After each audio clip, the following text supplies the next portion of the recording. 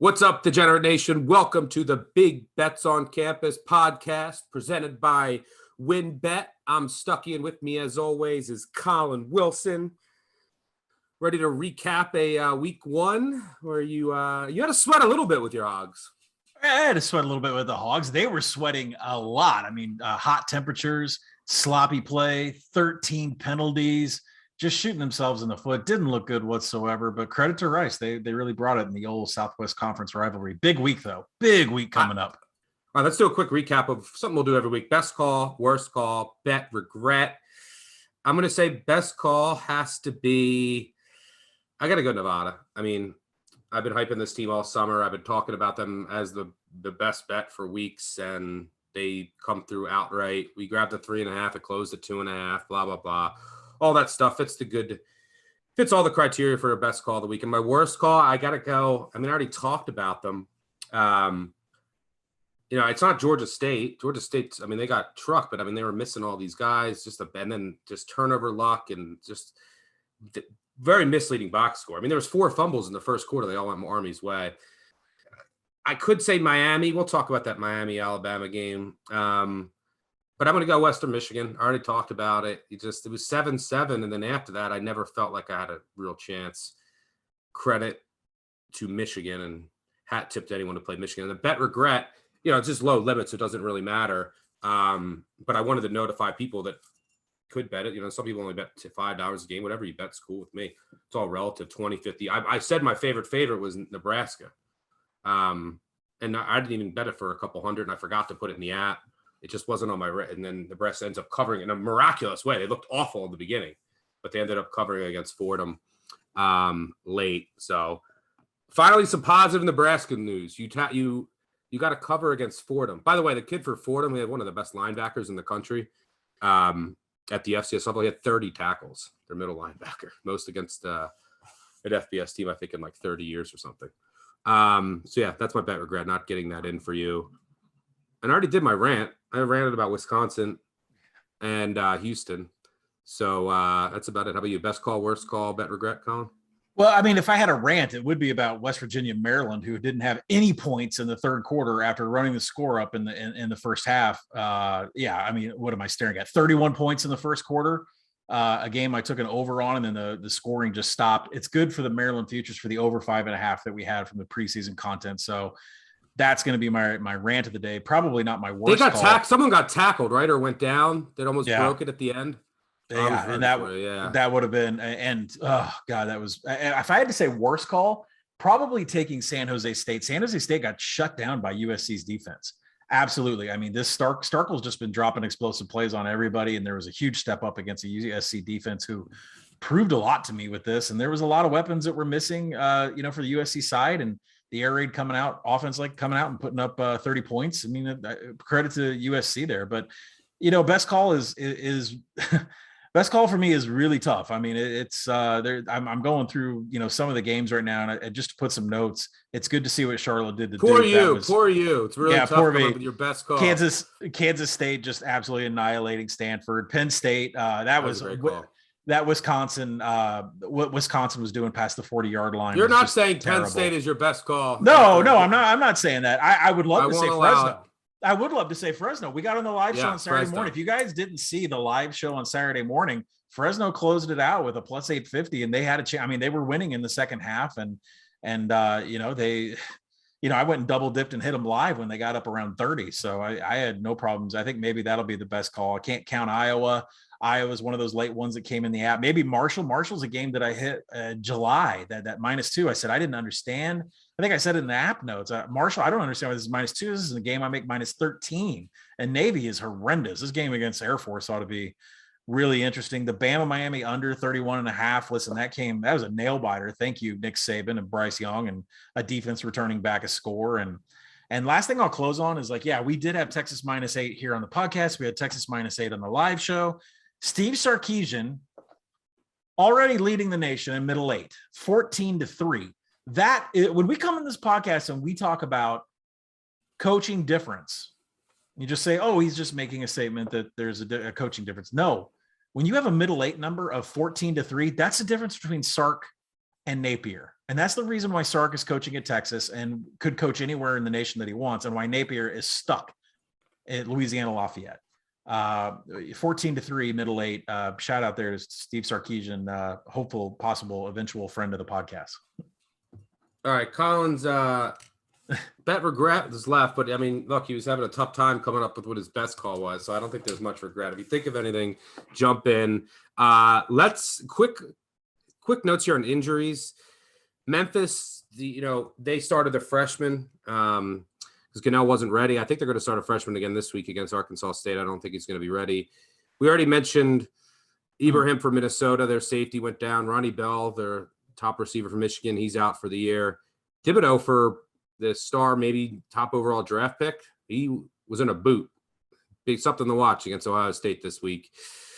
We mentioned Sims for Georgia Tech. Their quarterback went out. Trace Ford, huge loss for Oklahoma State. He's out for the year, their defensive end. Sky Moore for Western Michigan went down. John Emery didn't play for LSU, their running back, academic reasons.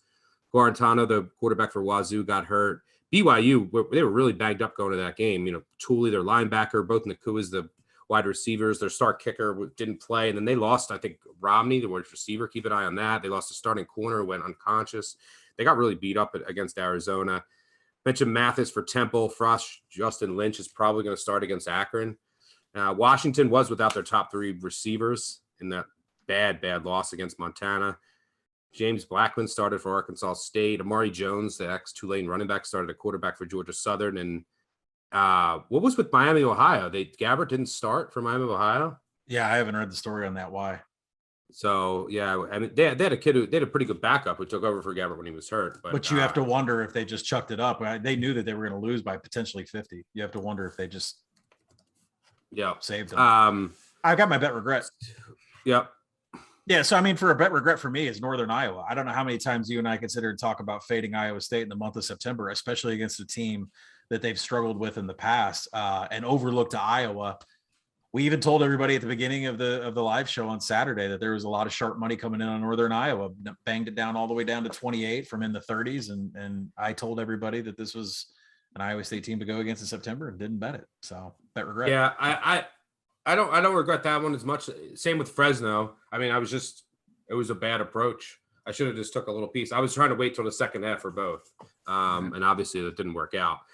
All right, let's talk a couple of the marquee games and just recap the most meaningful games from a national perspective. Penn State obviously beats Wisconsin in one of the ugliest games of the day. I mean, it was 0-0 forever and just a lot of incompetent offense. The havoc is back. The Penn State havoc is back. Or was it just Wisconsin incompetence? We'll find out. Berger didn't play for Wisconsin, right, at all? Yeah, he didn't have a single carry. The Clemson transfer was going to be but him not playing at all is very interesting. Alabama wins 44-13. I mean, get in from the one, Miami. Give me a sweat to try and get a back door. Now, luckily, they didn't score another touchdown. I would have been pissed. When are these teams going to learn not to shotgun with no one in the backfield and try a quarterback sneak? These are college quarterbacks. Get under center, snap it at the goal line, too. Do this on 4th and inches. 1st and goal. All you have to do is take the ball. Drew Brees could do it. Look how small he was in the NFL. And then go like this, reach it over the goal line. Doesn't matter if it gets swatted once across the goal line. It's crazy. But Alabama looked dominant. They just look so much bigger, faster, stronger. And one of the things that, I was just really impressed with Bryce Young. I mean, that was one of the questions coming in, how good was going to look. Now, 27 of 38, 344, 4 touchdowns. Pretty damn good. Alabama, biggest jump in power rating this week. They separated themselves from Clemson, Georgia, Oklahoma. Yeah, I mean, Alabama's power rating is right back up to where it ended off last year. Once this offense gets more familiar with each other at the offensive line, and Bryce Young is throwing out to his receivers deep downfield, which I believe he's going to be able to do anytime now that he's got a game under his belt. What's the ceiling for this team, especially, and I'm sure we're about to pivot into this, we talk about this. College football's changed. You can have the number one defense, right? Pound your chest and have the number one defense. But if you don't have an offense that can do what Alabama does, you're not going to win a national championship. Yep. Well, Alabama did lose Christopher Allen, their linebacker, for the season. Yeah. Obviously, it's Alabama. But now you don't want to have another big injury in that front seven. That's something to watch. They should be okay without him. He's one of their most productive linebackers, like very big havoc creator, but he's probably, I think he fractured his foot, is done for the season. So if they lose a couple or one other key guy or a couple other guys, that front seven, it could become an issue, which was a strength coming into the year. Just something of no nitpicking. They obviously look dominant as always in week one. The biggest game, before we get to the biggest game, the Clemson, Georgia, LSU, UCLA, the Pac-12, Wow. a lot of rough results in the Pac-12 with Washington State going down, but you have to be impressed with UCLA again over LSU. Any thoughts on that one? Yeah, a lot of thoughts on that one. The ability for Chip Kelly to line up with 9 guys on the line of scrimmage, run some sort of what looks like a goal line offense, like on the 40 midfield, and then to have 5 guys break off into routes, and you've got tight ends going all over the place. You've got DTR making, clean. He had one really bad throw to straight to Eli Ricks. But other than that, their ability for pre-snap motion, some of the formations they line up in, I know that they go heavy in 11. They have some 12. Greg Dulcich, nobody wanted to tackle Greg Dulcich whatsoever. But to see this Chip Kelly offense in full shove it down your throat attack. They have legitimately 2 of the best running backs in the nation, legitimately one of the best dual threat quarterbacks in the nation, legitimately an SEC type tight end that is going to just create so many problems for so many teams. And their defense is swarming. I'm glad the handicap was right, but I think we need to have a serious conversation about me taking Utah in the South, you taking Arizona State in the South. This UCLA offense looks like an SEC offense, using 2 tights, lining up 9 guys in the line of scrimmage. It was a watch. I mean, for me, Sissy Blue and executions being the highlights of the weekend. I mean, UCLA just ran it down their throat, and they're going to keep doing this to everybody. See you out there with your Sissy Blue shirts. By the way, back to San Jose State. I'm on record of being very low. I think that offense is going to really miss their 2 top receivers, which are so big for them. We'll see as the season goes on. And this goes into Ryan Gunderson, right? The passing game coordinator for San Jose State moved over to UCLA, and now you're seeing a little bit of regression in San Jose State. And now you're seeing UCLA, and that's got to be mostly Chip Kelly. But the fact that Ryan Gunderson is like DTR's, the guy leading DTR around, I don't 200 to 1 national championship. I haven't looked to see if there's a make the playoff. It's 80 to 1 now. But let's not get crazy here. Look, they can't beat Alabama, but I mean, serious. This team has a massive potential. Massive potential. By the way, rounding out the top 25 here, the games involving top 25 teams. Iowa just demolishes Indiana 34-6. Thank everything for that second half, because I had the under, and I was conflicted between the under and Iowa. And at the half, the score was 31-3, and I had under 46. And the second half, they each scored 3 points, and that was it. And once they each got to a field goal, I couldn't afford another touchdown, and a touchdown never came in the second half. A little misleading box score there, because Penix threw 2 pick sixes in the first half and looked awful, but credit to Iowa. We went perfect on the live show, but you were sweating that one. That was and that was when I was 0-4. I turned around my entire day. Sometimes there's a game like that. Oh, speaking of perfection, let's give a shout out to our G5 Drive guys, to Mike Iannello. Mike Calabrese going 11-0. Jesus, holy cow! Yeah, they went 11 podcasts, guys. Deep. It's on this feed, so because we have our own feed, Big Bets on Campus. Make sure you rate, review, subscribe. We have a group of 5 deep dive episode every week. They went 11-0 on it, so make sure you check that out later on this week. It's right on this feed. You'll see it. Before we get to Georgia Clemson, let's talk about the game last night, which was just so much fun, and everyone was watching it. It felt like everyone bet on it. It wasn't as fun for us Florida State backers when they went down 18. But, I mean, for Travis to go out when his helmet came off, Mackenzie Milton to make his debut back from his injury, returning from his injury, and then leading a touchdown drive. Game goes to overtime. Florida State, as soon as they made that 50-yarder, and they overturned the call, and he knew he was going to miss the 38-yarder. It's just what college kickers do. Notre Dame escapes, but Florida State showed some promise. They're a bettable team this year. Notre Dame showed some holes. Cohen looked good, though, in certain spots. That game was so fun. I really kind of wanted it to get to a third overtime to have these dueling 2-point conversions. We didn't quite get there, but the cover was the most important thing. There was that risk if it went to second overtime, Notre Dame scored first. They could have won by 8. Not everyone had your 10 column. We had a 7.5. I had a sweat, but I was happy Florida State. That game was just awesome. Any thoughts there? Yeah, I mean, from a box score perspective, Notre Dame just killed it from a success rate perspective in the passing plays. I didn't think Jack Cohn would be this good, but I mean, he averaged 9 yards per play. He had 12 passes over 15 yards. Not the most mobile guy back there, and so Florida State in passing downs had a yards per play of 11.3. They were explosive as could be. Like in standard downs, they were, sub national average, 2.51 yards per play. But when they needed an explosive play from third and long or second and long, that's what kept them in the game. And usually they turn. I mean, that I don't know what's going on with the Marcus Freeman defense, right? It did not look like a Marcus Freeman defensive coach. I know that they've lost a lot of players from last year, but giving up those huge explosive plays to Florida State is what kept the Seminoles in that game.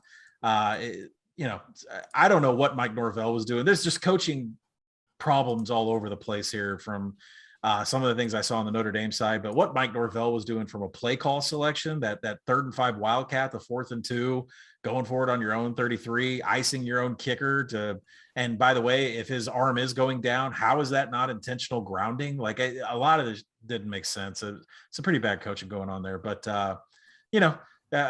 Florida State is explosive. The offensive line's got to get better. I was pretty impressed with the defense. So we'll see. You'll see how it plays out for each team. But Notre Dame under 9, 8.5. I feel comfortable about that win total on the season.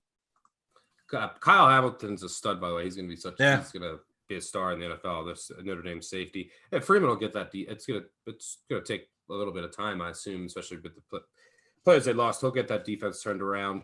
Florida State, I didn't necessarily mind them going for it, being aggressive. The play call, they had their pass success rate was so poor. I would have tried to run the ball. You have to have some kind of maybe a trick play, something that you had up your sleeve, little gadget play, because Travis just rolling out and throwing the ball was not working all night. All right, then let's get to the biggest game of the weekend, the one with the most college football playoff implications, and that's Georgia, Clemson. I was so mad when Georgia got that pick 6, which was the only touchdown of the game. Georgia won 10-3. I was tweeting, Georgia live. We got to get Georgia live. If not, we'll get them second half. Was rooting for Clemson to just take a field goal lead because Georgia, I was watching that game, dominating the trenches on both sides. It was clear. I mean, Clemson had what? Dabo's name his first name has 4 letters in it. They had 3 points and 2 rushing yards. I mean, that doesn't sum up how pathetic they were. Maybe Dabo's on his way out since kids are getting paid. We're expanding the playoffs, all the things that he doesn't want, because I don't think he was doing much coaching on Saturday night. Georgia wins 10-3. I don't know if the ACC Clemson, I don't know if they get into the college football playoff no matter what they do now. Without help. They're going to need help. Even if they win out, Georgia, you assume Georgia is going to get in there. They beat them on a neutral field, 10-3, held them to 2 rushing yards. There's that clip on TikTok. Everyone's showing the clip of Dabo showing DJ, here's where you're going to be throwing touchdowns. And then it just flips to I saw South Carolina fans. South Carolina fans living their life. Zeb Nolan putting up points. They get a big covering 43. Covering 43 of an FCS team. And then it's just a South Carolina guy in the field with the South Carolina hat on. He goes, where are the touchdowns? I don't see them. So yeah, very, very good win for our Georgia futures. It was nice to laugh at Dabo. Was pissed I couldn't get in on Georgia Live because I was seeing it from the beginning. I said, Georgia's dominating this game in the trenches, man. We have to get Georgia Live, and I never got the chance.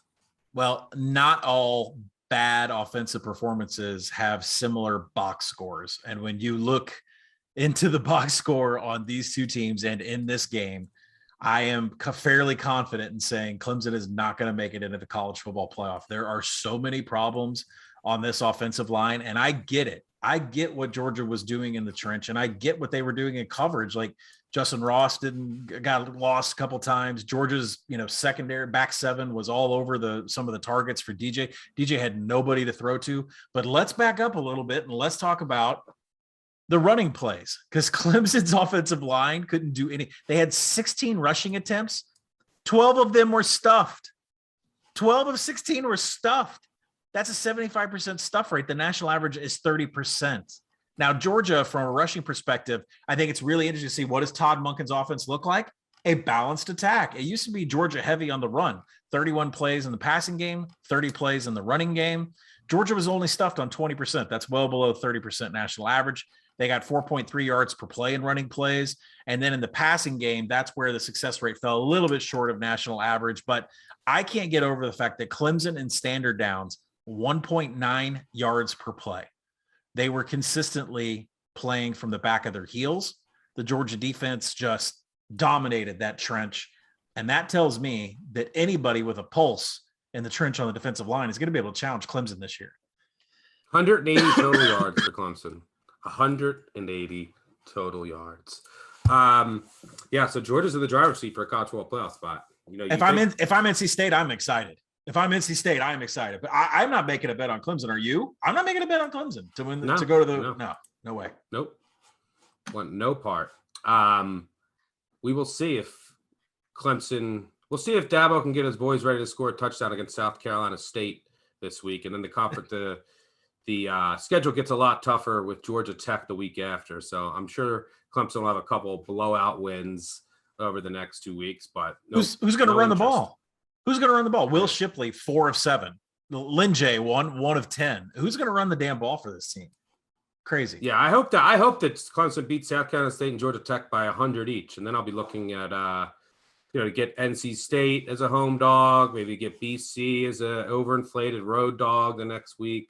Was not impressed with what I saw out of Clemson. Can I say one other thing? Sure. I mean, like when you have Kirk Herbstreit, who's so close to this team because his kids been on the roster. He's very close to the team. And I thought hearing what he had to say as that game got over and he's like, I don't want to paraphrase, but if I read between the lines between what Kirk was saying, he's like, you just don't want to chalk this up as a lost season. You got to pick up your helmet. You got to play again. There's a lot of problems here. I hope they just don't, it sounded like he didn't want Clemson to just give up on the season. Like, I don't know if he subliminally has a feeling like this team knew that this was going to happen coming into this offensively, but him having this whole statement about how this team's got to learn not to give up the entire season, to me, that was telling. Because he knows if there's anybody that knows what's going on in the locker room that's outside of the locker room, it might be Kirk. And I know that he was just doing his job, but I want nothing to do with this Clemson team whatsoever. All right, before we go 3 and out, just a quick reminder to our listeners. The Big Bets on Campus podcast is presented by WynnBET Sportsbook. And they've got a great sign-up offer for you guys this season. New WynnBET patrons who open an account and deposit $20 or more can make their first bet risk-free up to $1,000. That's right. If you open a new WynnBET account, make a qualifying deposit, and place your first bet within 10 days, that bet is risk-free up to $1,000 in eligible states. $1,000. That's probably more than Bojangles is paying Tank Bigsby this season. Sorry. Had to get that in again, JK. But to take advantage of this WynnBET offer, just click on the Action Network link in this episode description. Must be 21 or older to gamble. Know when to stop before you start. Gambling problem, call 1-800-GAMBLER. All right. Before we get out of here, let's do 3 and out. All right. First down. Let's get this. Well, we have first down is always going to be for our weekday games. And guess what? We don't have any. So there's no weekday games until Friday, which we'll cover on the Thursday podcast. So, Colin, I'll ask you for first down. What was the last score that you shot in golf? I went out to I played today 9, but it didn't count because I was scrambling with the wife. So went out to Oregon to Bandon Dunes, and I shot a 99 on Bandon Dunes, and I shot a 100 on Sheep Ranch. Heavy winds, no excuses. I left a little bit out there on the table, but I don't know. That's not a great golf score on a regular course, but for 2 courses that are considered the best public in the entire nation that are on the Pacific Ocean with 25-mile-an-hour winds, I'll take it. All right. Fair enough. Anyone is near Colin wants to challenge him. Now you know the kind of baseline if you're near him. I'm even worse at golf. So you don't want to you don't want to play me, I won't give you away my money, because that's what you would do, is take my money. All right, let's move on to second down. And let's do some giveaways. Some reviews. Go subscribe, unsubscribe, subscribe, tell a friend, tell an enemy, leave reviews. We do giveaways, and they really help us with the ratings. And you guys have done them in the past for old podcasts that got us this channel. So we do appreciate everyone that listens. So all you have to do is just reach out to our podcast producer, Matt Mitchell, at Old Boy Uncle Mitch. Is that what it is? Old Boy Uncle Mitch. I gotta look it up now to give you the exact. Yeah, at OL and then boy, OL boy, all one word, Uncle Mitch. If you can't find him, DM me and I'll hook you up. Preseason, midseason, postseason, number one in the fan polls. Y'all simply the best. The amount of knowledge I've gained about college football and betting for listening to you guys is crazy. Just want to say I appreciate y'all. Colin is definitely going to bet the over in Arkansas Pine Bluff. We'll save. We have 50 bets. So that's Action Network only, J95. Reach out. Must listen. Woo Pig Sophie. Is that do people say that to make fun of Arkansas? Woo Pig Sophie. I don't know what Woo Pig Sophie is. I think it was an auto. I think it was auto correct. It sounds like me after a long night on Dixon. Yeah, he's mentioning hearing Tusk. Always gets him excited in August. Seahawks 63. Please reach out. Let's do Johnny Living Good. Enjoy the breakdowns of season previews. Bonuses. Stucky lives in Central Kentucky. Nice to have a Kentucky dude represent. Boom. You're in Lexington. Come to our bars and drink for free. Come to Stagger. Just reach out, DM me. MVP 1233, best podcast out there, bar none. Go Buckeyes. You can unsubscribe to everyone else. Yep, MVP 1233. Reach out. Minor Nation. SBU Bonnie's number one. I can't wait till college basketball. Tremendous pod that covers it all from UTEP to Southern Utah to audio clips involving a tin horn. SBU Bonnie's, reach out. And yeah, that's it for now. We'll do them all throughout the season, so make sure you leave reviews. And then for third down, before we get out of here, let's just mention one game. You know, we're going to be writing these up. We have our week 2 betting preview later this week. That'll be out late Thursday night. But one game that's on your radar where the line might move, I'll start it out. I'll go with Toledo. I make this line 12-8, I think. I got to double check, and I have to go through a secondary check of updating numbers and looking at box scores from this weekend, but definitely under 2 touchdowns. I think this line's going to keep coming down. One of the things that really stuck out for me with Notre Dame with all their defensive losses was, well, 2 things, actually. They lost a lot on the defensive line and the offensive line. You know what they really couldn't do against the Florida State was run the ball. I mean, they were getting stuffed all day long. And this is a Florida State defense that stuffed nobody last year. So you could really see Notre Dame. I know they had an injury to their left tackle, but you could see that Notre Dame offensive line with really talented backs wasn't getting a push, and they were getting stuffed. And the other side of the ball, you saw some of the explosive runs that Florida State had, and Florida State has their offensive line is still really raw. I think it's improving, but Toledo's a team that can run the ball, and I think will have success running the ball against Notre Dame. So I think this line is just way too high. How about you? Any one game you want to circle? 100% agree with you on that line being too high. I think a lot of the games that I played on the Action app yesterday, they still have a little bit of room to run, with the exception of maybe Army and Western Kentucky. I did put notes in the app and saying that UT Martin was extremely successful in running the ball against Western Kentucky, and that Army's defensive back 7 performance against Georgia State was something that could stop our Hilltoppers. This is not the week for Western Kentucky to be trying to prep for a triple option. So that has really been on the move all the way up to 7. I think I'd stop buying Army at about where it's at now, where as we record at 6.5. But I agree with you on Notre Dame moving. Another one that I think is out there on a Friday night game, UTEP Boise, I make that 21.5. And I know that Minor Nation. I know there's other power ratings that move some of this. And I think that power rating is probably going to be below the current 26 is out there right now. So if you're listening to this, I don't think Boise UTEP is going to settle on 26. And a couple other games, NC State, Mississippi State. NC State already runs a defense that's prepped to take on the air raid. And Mississippi State is going to have some serious issues with NC State. So that's a number that I believe I make NC State -3. It looks like it's already come up to -2.5 as we're sitting here talking about it. But it's a game where I see a ton of advantages for the Wolfpack.